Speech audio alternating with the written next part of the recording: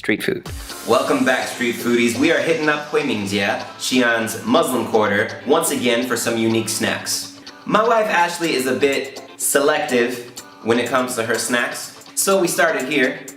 This Starbucks, by the way, is on the list of the 10 most interesting Starbuckses in the world. It's right between the bell tower and the drum tower, and some people were having a parade. It must have been a holiday, but I don't know what it was. That's kind of the life of an expat sometimes. Holidays sneak up on you, much like a pickpocket, so that often you do not even know you have been robbed of a workday. Speaking of celebrations, the best dumpling restaurant in the whole city is right here. It's located right above this Starbucks. It is so nice that I cannot actually afford to go there.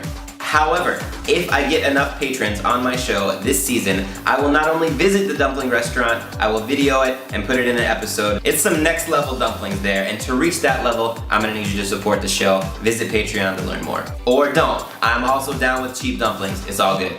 Huimingjie is a commercial area. If you wanna buy a watch, a belt buckle, a sword, or an Obama shirt, you may have heard of Obamunism. this is the street for you. But if you go to Huimingjie, or any night market for that matter, you're gonna probably have to barter for your merchandise. I just saw some shoes.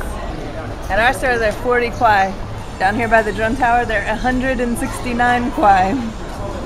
Shows you the inflation of a tourist spot. But that's why you gotta bargain. You can't let them get away with that.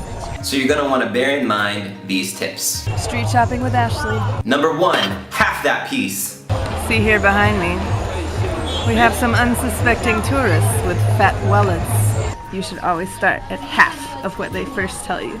They say 60, you go 30. If you go too low, you've insulted them. But if you start at half of what they originally tell you, you're okay. Number 2, act like you don't care. If they won't budge and they're not going down enough, then you can say, "Tai Quail," and then you can walk away and they'll say, wait. If you walk away, they'll call you back. Don't worry. You should use that tactic. And you should look dissatisfied until they get to the price you want.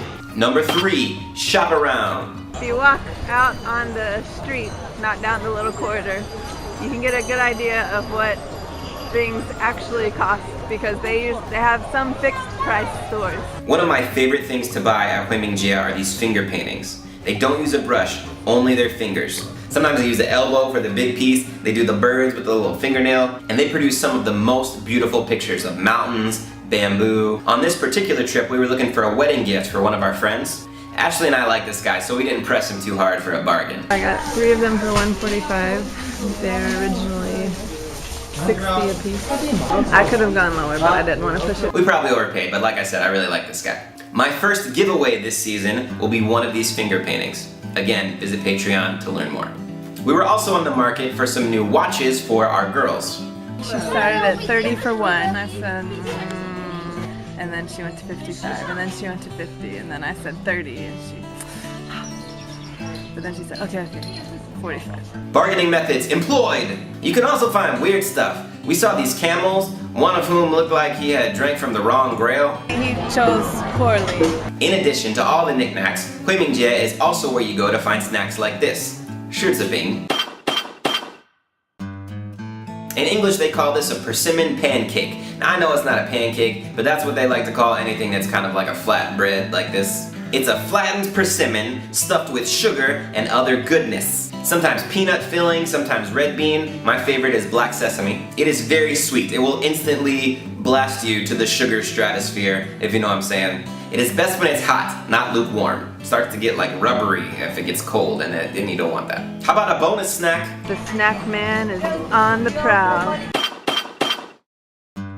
Quail eggs on a stick. These are pretty cool. They have to use a special machine to make them. They crack the eggs in this little machine, which cracking quail eggs, by the way, is really hard. I tried to cook with them one time. Definitely not worth it. They lay a skewer down the middle, then they flip it when the time is right. They come out perfectly cooked every time. They're a little bland on their own, so they hook up some spice.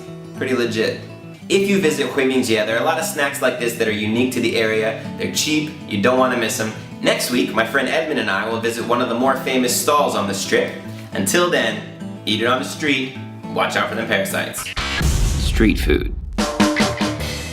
Street foodies, this week I want you to leave me a comment with your best bartering story.